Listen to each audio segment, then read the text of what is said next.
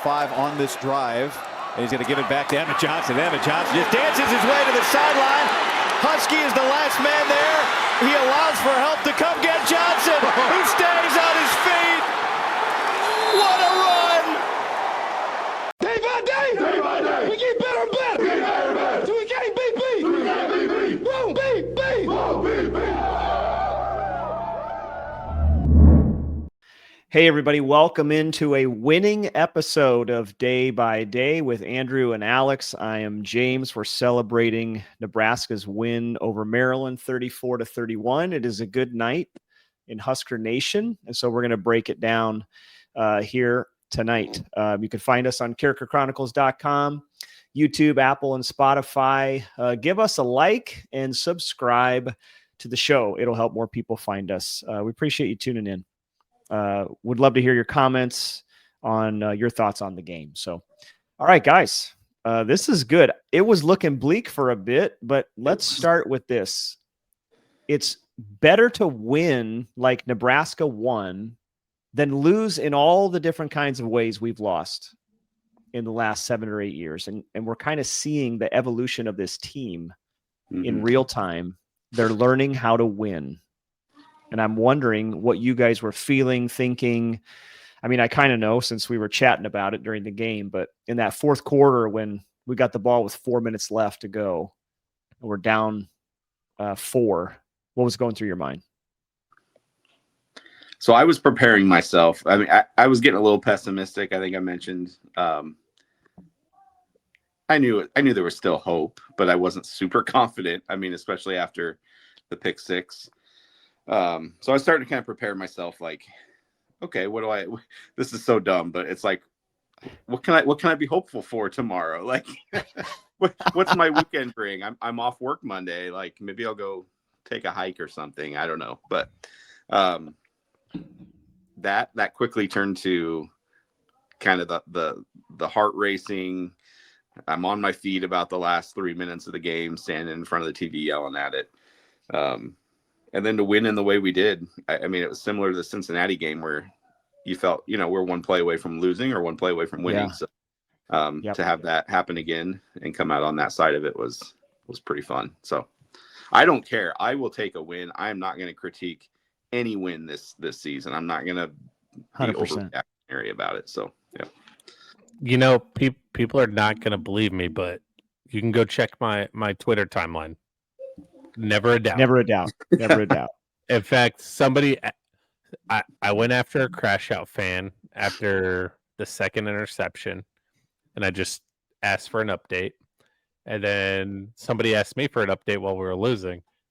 I just responded with, "We're gonna win." Like, I didn't have a doubt, and I just like Cincinnati, I can't explain why.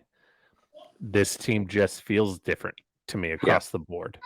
There is some like real fortitude, and some of it's body language, right? Like some of it is body language on the field that you're just watching through the screen. But yeah, I was super confident, and then you get that first play to Lindenmeyer, and then you rattle off a couple of good runs. You get the Neziah Hunter completion, and it's like, yeah. This is what everybody has done to us for the last decade. So sweet to have it be the other way around. Maryland actually did it to us a couple of years ago. They did. Yeah, they did. I was with my 4 kids in the living room. My oldest daughter had not seen the previous 4 scores, and she made this comment about not seeing any of the scores we had previously. And my son looked at her and he said, "Then you need to get out of the room." and I was like, I looked at her, I said, you probably should. So she actually leaves the room and she's sitting in the other room. And, we're not superstitious, but we're a little stitious, right? So she's in the other room and so we're watching, and then we get down, to the 3-yard line, and Raiola makes the pass to Key, and we all jump up, and my daughter just stood up in the other room and shouted, "I knew it. I'll take credit." And I was like, "You can have all the credit you want for the win. I'm sorry that she didn't get to see the game-winning touchdown. But when Raiola made the pass to Lindenmeyer and he went off for like another 15, 18 yards. Yeah. I thought this is it. Like the whole universe is coming into alignment. And after the game, Matt Rule talked about it, right? The narrative, the curse, it's over. Like, let's stop talking about it. Let's just play football games. Let's just win football games. And I know we'll talk about this a little bit, but like when you look at college football right now today, it is crazy. Oh yeah. And it's okay to celebrate without crashing in the middle of the game, because every game is like the NFL to me. Any given Sunday, I mean, we saw it on was it Thursday night? Was it the Thursday night game that was it Giants? Was the Giants game? Mm-hmm. Right? Like the Giants had no business winning that game. And they won. They beat the Eagles. Like, you kidding me? It's every game. So don't take your opponent for granted. Enjoy the win. If you win by 3, if you win by 30, great. Doesn't matter. Because the goal now in college football is to just win. Yep. If you just win, you're going to find yourself as one of the top 12 teams at the end of the year. Just win. A lot of teams not doing that. Michigan's getting beat up by USC right now, or last I checked, by 2 touchdowns. So so it was 24-7. Michigan just had like a 65-yard touchdown pass, but they missed the 2-point conversion. So it's 24-13. Still a 2-score game. Yep. Well, Purdue is leading Minnesota going into the fourth quarter. Yeah. In Minneapolis. Pittsburgh, Northwestern beat Penn State. Pittsburgh, Florida State. That one was up and down, and at halftime, Florida State's up, I think, a touchdown, maybe a little more, and then I turn it on half hour later, and Pitt's up. So, yeah, I think that's just it's something Husker fans need to realize, and there's a lot of, there's a lot of older fans older than me and you, Andrew. Maybe they're in their upper 40s or 50s and older. Where like, if it's not perfect, then it must suck. Yeah. But the goal of athletics, the goal of football, is to win the game. Mm-hmm. Yeah, I thought there's something to be said for if you have the resilience and fortitude, like you said, Alex, to win, that matters more than what your third down conversion percentage is. Yeah. On any given game, win the game. Sorry. Yeah. Because games aren't going to be identical from game to game. So again, other teams trying to win, other teams got a strategy in place, other teams gonna come in with a game plan and change it because it's not working. Yeah. So don't get too deep into the nitty gritty. Go ahead, Alex. No, I'm just looking at the score. Like, Ole Miss struggled with Wazoo today. Penn State obviously loses to Northwestern. Mm-hmm. UCLA wins another game. Like, Indiana, Wisconsin is an absolute dumpster fire.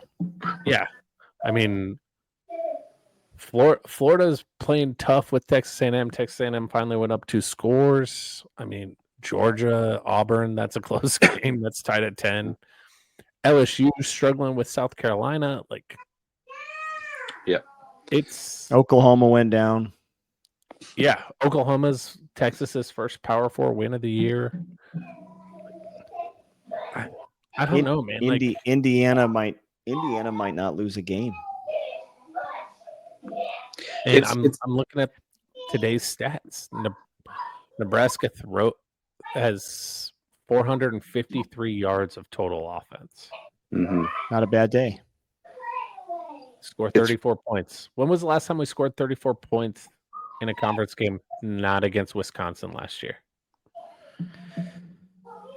And we didn't get any special teams or defensive help. I mean, we scored 38 last week, but only 31 was offense. So, yeah, it's a lot of points.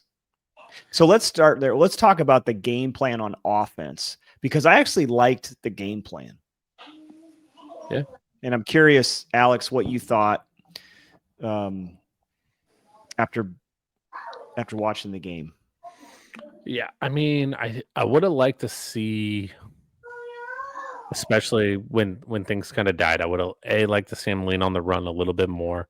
But I would have liked to see, and you know it, this is gonna sound like a broken record. I would have liked to see more slants instead of hitches. Mm. Give those guys a chance to make plays after the catch. One of those last couple of drives was started by a slant to Dan Key and for a first down. So, I mean, they're overall though, you give up one sack, you only have a handful of pressures. Dylan's second interception, he's trying to throw it out of bounds and, gets a little bit of contact. It's a weird game. You have 453 yards of total offense. Emmett has a career best 176 on the ground. Like, apart from the turnovers, you can't really complain about the offense today at all. Yeah, to me, the two. The interception in the red zone, 5 of 5 in the red zone. Yep. The interception where he tried to throw it out of bounds was bizarre. I'll have to rewatch. I don't really know what he was trying to do. The other two were bad. So I'm going to give him the one pick, the bizarre pick. Which the other two was trying to throw out of bounds. Yeah. Afterwards. The other two, bad reads. But you don't know, and I don't know, especially on the third one, the pick six, did the receiver go the wrong way? The quarterback's always going to take the blame, right? Mm-hmm. They don't interview the fourth string wide receiver who maybe went the wrong way. Yeah, the broadcast kind of hinted. Yeah, I don't know. Nobody knows. Yeah, I'd argue on that first one, it was just a really solid play by the defender. I think that comes to where I wanted to see Dylan process things a little quicker. I think maybe he held on to the ball maybe just a split second too long. Then when he decided to throw it, the defender's a little closer. But that defender appeared to be going after somebody else, I think, when the ball was thrown, and then kind of made a quick jump back, jump in front of it. So, again, I like how Matt Rule said it. He's like, both teams are out there making tremendous plays. Who's going to make just a couple more? So, yeah, I like the offensive game plan. I loved the fact that they gave Emmett 21 carries. So there were holes to run through, and when there weren't, he was moving the pile. And so here's the thing I think we need to remember. Before the game, we're like, oh, man, Maryland's defensive line looks scary. Okay, are you going to continue to say that even after today? So Nebraska kind of had their way with a defensive unit that people had praised. Because that was you finally accept that the offensive line might be good. They had a good game. And it might be a kind of a game like this when you run for, I think, sack adjusted yards, 203 yards. It might be the kind of game like this that gets them going. Because now you get to play Minnesota, who's been struggling on defense. Then you play Northwestern, and then you get to the heart of your schedule in November. Look at a hobbled Pritchett today. Like, guy played pretty solid, and he did. He's on a bad ankle or whatever it was in practice this week, and I know he had to come out late in the game. I don't know if he re-injured the same thing or what it was, but yeah, for all the flack he's taken and questions on his, I don't think he had a false start. Did great in the run, run blocking, as well as I think he sprung Hunter on that first one a little bit. So overall, a good day. Take away the 2 bad interceptions or the 1 fluke, however you want to look at that. You guys saw this because I put it in the group chat. I mean, Raiola going 20 for 29, 44, 60 yards, whatever, 4 touchdowns, 3 picks. And I just said, it looks like a Brett Favre stat line. It was like, which there's a part of me that's like, actually made you said last week you want a little bit more Brett Favre out of him. I did say that. And then, but Favre was slinging it, 30, 35 yards downfield, getting picks. But I'm okay with him taking risks. I know he's not going to like those passes that he threw. Yeah. Again, maybe the receiver went the wrong way. But what's impressive is when was the last time Nebraska had a quarterback who would do that and then come back out and go 81 yards for the winning score? Yep. Right. I don't remember a game-winning drive like that since maybe Tommy Armstrong or even Taylor Martinez. I don't remember. Yeah. His been fourth a long quarter time. was phenomenal. It was Phenomenal. Yeah, I think I mentioned to you guys, I was a little pessimistic. I wanted to see how he came out after the half, after getting hit, injured, throwing a pick. And yeah, he responded. I mean, a lot of quarterbacks would fold, and especially young quarterbacks. I mean, I know he's got a lot of game experience, but he's still a young quarterback. So, yeah, pretty impressive to put the team on his back, he and Emmett, and move the ball when they needed to. What were your thoughts on the defense today? I know that some fans on Twitter, X, were frustrated at the performance. I didn't think it was spectacular by any means, but I also don't think it was atrocious. I think they were put in some pretty tough spots because of those turnovers. Yeah, I mean, if you look at it, the defense only gives up 24 actual points because one's a pick six. I would say, really, they gave up 2 true drives. Yeah, Two true touchdown drives. Defense overall, I think, like the stats are going to be a little deceiving. You know, you gave up 130 on the ground, you gave up 250 through the air. But in that second and third quarter, you were on the field for a while too. Yep. Didn't force any turnovers, which is disappointing. Biggest bummer. Yeah. But I think Malik Washington's good. Like, Yeah, he had a good game today. And I don't know, man. The defense bowed up and got stops when they had to. Shut them out in the fourth quarter when you're trailing. I'm happy with it. Yep. I felt like I don't want to rag on refs, but there's some holding going on. Quick hold. There was. There was A couple on crucial third downs, like on a screen. Yeah. Corner chasing a guy down, gets grabbed by the arm. Yep.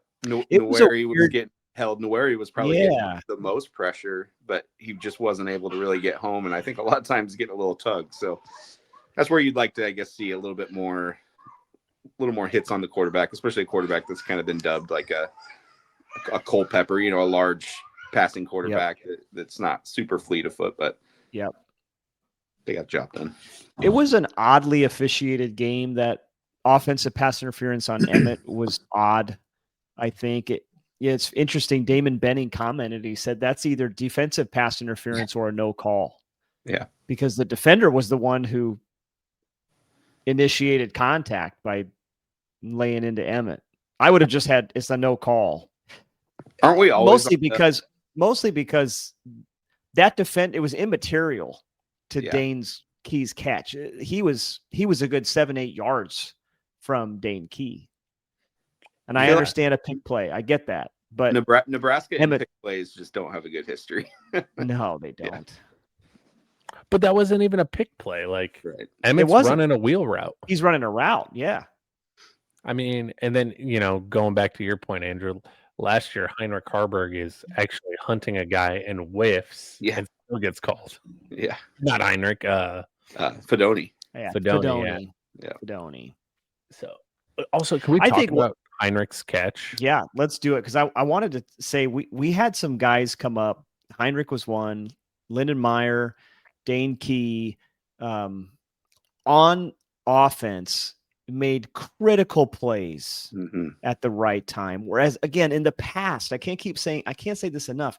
In the past, we've made boneheaded plays, not made the throw, the catch, the run, break the tackle. And it's like, what is it going to take for us to have a player make a play? Because at the end of the day, like when you're losing, that's what it takes. Coaches can't go out there and make the play. So somebody needs to make the play. And that first down catch, I guess it was second or third down, but Heinrich made a catch on the sideline that was absolutely spectacular. Yeah. And that might have been one of Dylan's best throws of his career, too, in that window. pinpoint throw. Incredible. And then the catch that Lindenmeyer made in the end zone.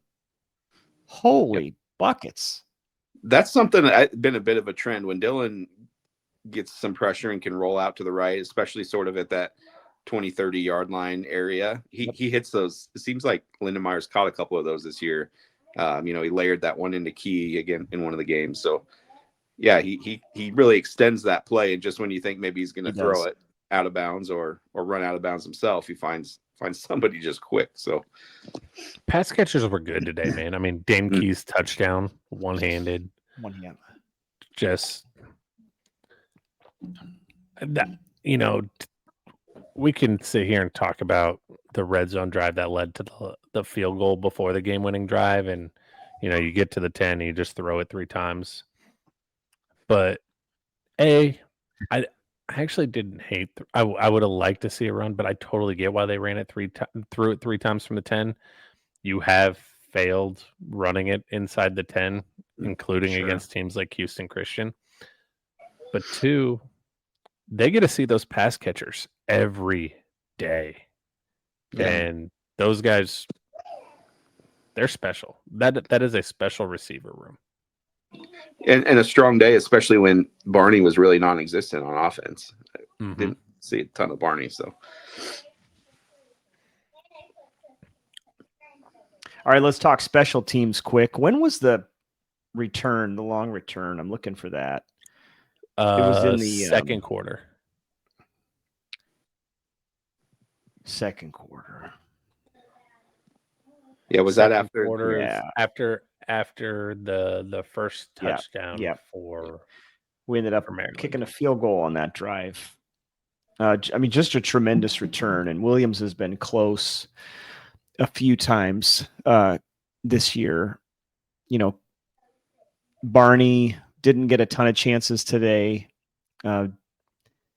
Caleb Benning had a 20. So they stopped kicking to Williams, and they kind of do a little squib pooch, and Benning picks it up and runs 25 yards. Oh, was that Benning? I think they said Gage Stanger on the broadcast. Well, but he switched his jersey number. Yeah, for some reason. I don't know why.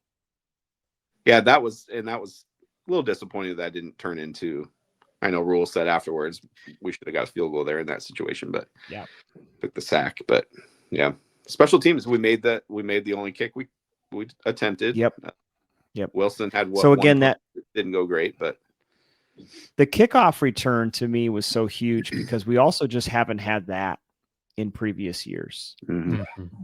We had other kickoff returns get out to the 30-yard line. Like, it's making a difference. It's stealing yards.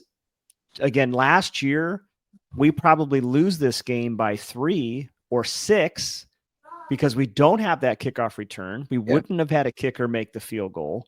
It's like, so again, special teams, it takes a 6-6 team and it makes them into 8-4, 9-3. Yeah. And that's what we're seeing. We're seeing that happen. Even if they aren't game altering, don't let them be a liability. And we're not letting them be like today was, you could say, kind of vanilla with the exception of the long return, but we'll take that. You don't have fumbled snaps and, blocked kicks and all of that stuff that really end up biting you. So 100%. I just think it's so weird that, we actually played, as I'm looking at this, including penalties too, we actually played really well, and we still don't feel good about how we've played because of the 3 turnovers. Yeah. The score is deceiving. Like, it just really is. Yeah. There was also an opportunity when we were up 10 to go up 17 at that point. Like, you could look back and say a couple things go a little differently, and we end up winning by two scores comfortably. We blew 2 10-point leads. Yeah. Yeah. Maryland is super talented. They're not very disciplined. We easily could have won this game by 25-30. Yeah. So let's talk about the fans that crash out for the second week in a row. Crash out in the middle of the game. They cannot.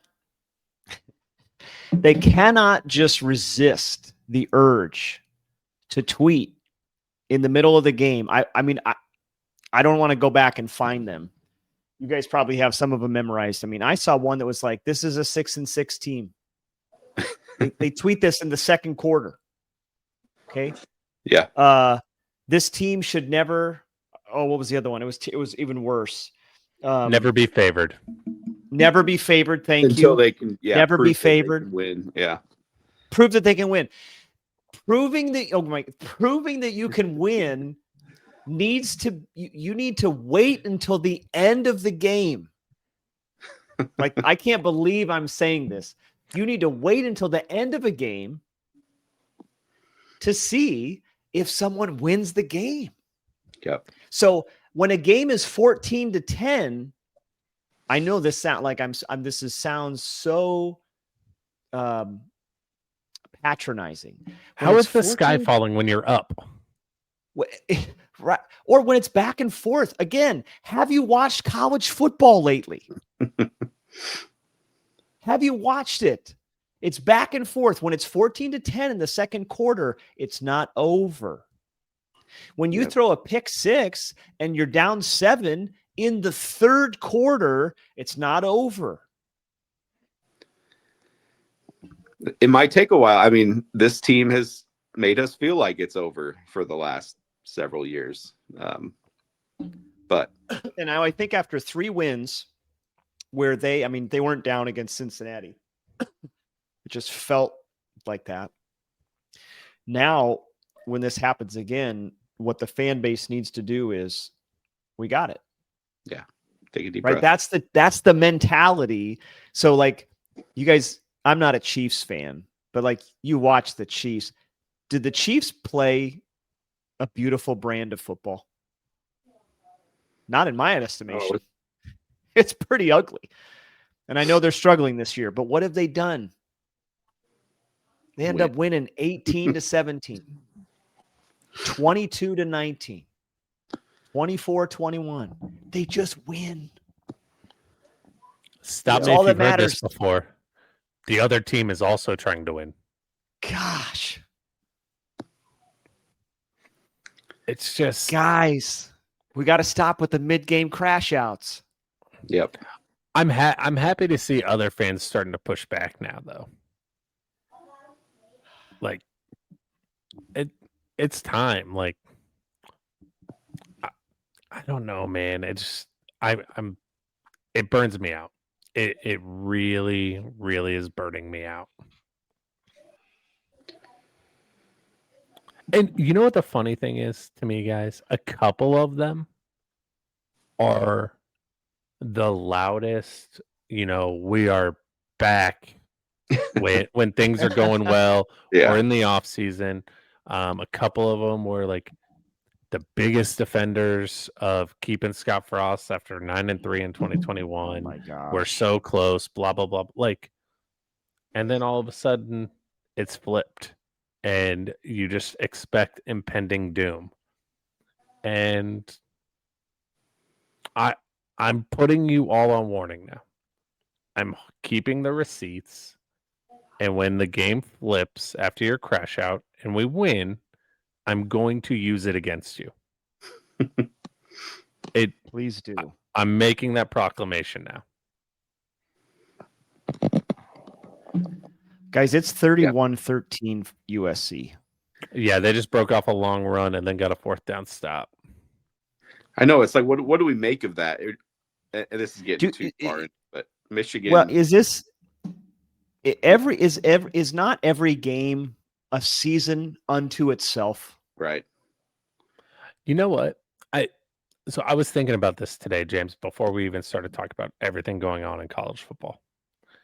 I think you can make the case right now that college football is more like basketball than it's ever been. Like it is about basketball. Matchups. Yeah. It is 100% matchups. What does this team do really well that this team doesn't, and vice versa? Yeah. Like, obviously you want to be as balanced as you can, but there are things that people excel at and others don't. Yeah. There's not. I even look at Ohio State. I don't think there's a single perfect team out there this year. Ohio State's probably the closest, but they're not perfect. Yeah. It's a wild sport. And I think it's probably, in some ways, there's a lot of messiness with NIL and rev share and the transfer portal and all that stuff. But in some ways, guys, wouldn't you say the product is better than it's ever been? Parity wise, 100%. That's what I mean. So again, older people are going to hear this and go, well, there's no team that dominates. Everybody's average. I don't think so. I think we have, like Rule said in the post game, Maryland's they're talented. You have two good teams battling it out. Yeah. You have a lot of good teams in college football. And I think that's better for the sport. It gives more people an opportunity to play at a high level. And we don't have to just say, well, you know what? Like, man, Nebraska or Oklahoma or USC or Alabama didn't go undefeated, like what happened almost every year between 1970 and 1999, really up until probably 10 years ago. I think it's better for the sport. I mean, we're all on board that Alabama's actually good, right? And they got dominated by Florida State. Yeah, Dominated. They did. Who is now going to be Lost 3 in a row. Lose 3 in a row. Well, and look at Ross. And Tony White got out just at the right time. Thanks for that one, buddy. Elliott. Receipts. Yeah. No, I would say look up and down rosters and see where guys have transferred from. And we've got a starting left tackle that played for Alabama. We've also got a corner that played for Montana. Like, it's just guys are getting opportunities that before NIL and transfer portal and all that may not have had, to go from small school or the exposure. And the guys that are at big schools like Bama can go play at another big school and have an opportunity. And yeah, I agree. I just think the talent level is evening out a little bit, and teams are able to put together rosters that make a little more sense, put together players that make more sense. So you mean to tell me when everybody can pay their players, yeah, it gets a little more even? Right. Yep. I think it's good. I think it's good for the sport. It is more fun. It's more fun to watch. I love tuning in to a game knowing this team that is not favored to win has a legit shot, because they got some dudes too. Yeah. Yeah. Nobody's sleeping on UCLA anymore. We better. What not. has happened? What is going on with UCLA? Was Deshaun Foster that bad? Well, you have to imagine, was it toxic? How did the team meetings go if his first presser went the way it did? Yeah. I know. Really. Oh my God. Yeah. And maybe us and USC. Anything else? And that psychological factor of, if things were maybe not going well and that coach leaves, and now you got kind of a fun story in Neuheisel. And I mean, you got to think Penn State's got to wonder, hey, maybe we want to just get Franklin out. Maybe we'll find some inspiration, and who knows what the season can be. But cut bait. Yeah. Okay, so really quick here to end. Thoughts as we look ahead to Minnesota. It's a short week. We will record an episode early in the week, of course. But how are you feeling going into that Friday night game?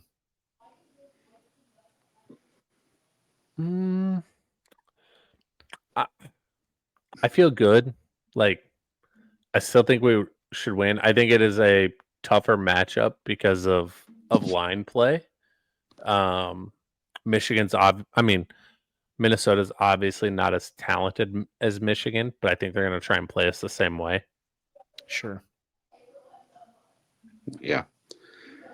I give this Washington kid a lot of credit today. Like, I don't know if we're going to see a ton of quarterbacks like him. Obviously, Drew Aller's out for the year. I don't know anything about the Minnesota QB other than looking at him tonight. He looks tall, long, slow. So, yeah, I agree with you, Alex. It's line play, and we know playing Minnesota, no matter their record, they play us tough, and it's usually a pretty bruiser of a game. I think Emmett. He wasn't recruited by Minnesota, and I think he's mentioned in the past, like he's kind of circled this one. So see the way he ran tonight, I'm hoping he transfers some of that energy over. Hold on a second, guys. I'm looking at the stats for this Minnesota game tonight. Hold the phone. Take out the sacks. Minnesota has ran for 25 yards. Ooh. So if you take out the sacks, they've run for 25 yards. Yes, they have 15 carries for 23 yards. Drake Lindsay Purdue. is 21 of 45 for 232. They have a defensive touchdown. Purdue has run for 250 yards. Ooh. All right, Emmett. So maybe, hold on. Okay. We're going to have to go back and watch this game. So maybe line play isn't what Minnesota's specialty is. I mean, I know Minnesota's 3-2. You guys know me. I said this last week. I hate Friday nights in Minneapolis. I hate them. Nothing good has ever happened on a Friday night in Minneapolis. Maybe this year will be the year. 23 yards, and they've given up 250. How is Purdue losing this game? It makes zero. Well, you said a defensive touchdown? They have a defensive touchdown. They've thrown 3 interceptions. Well, okay. But we don't have a quarterback that throws 3 picks, so we're good. Well, one of them is from their running back. We don't have a quarterback that throws 3 picks and loses. Right. He doesn't throw 3 picks with 0 touchdowns. Right. That's the key. Threw 4 touchdowns. So he's +1. All right. Well, I'll have to watch some of this and prep. I'm blown away, week. dude. I'm blown away that they're losing this game. This is crazy. I gotta put it on right now. No Malachi Coleman presence so far on the stat sheet either. He's not going to play. He's not going to play. This game's on Fox. Okay. Hey, we got Jeff Sims about to get a start. Oh yeah, is that one on? He's playing. It's about to start. He's playing. All right. Let's close it out because we need to go watch the last 5 minutes of this Minnesota game. So, all right. Well, we'll be back next week. We're going to talk Minnesota and Nebraska. Everybody enjoy the win this weekend. Even if you weren't one of the 10,000 people in Maryland, you deserve it. Enjoy the Unless you crashed out. Unless you crashed out, then you need to repent and you can come back and talk on Monday. I'll accept all apologies. We will always welcome you back in. Let's just work on the crashing out part next week. Let's just not do it. Okay. All right. Thanks, guys. As always, everybody else, take care. We'll see you next time. Go Big Red.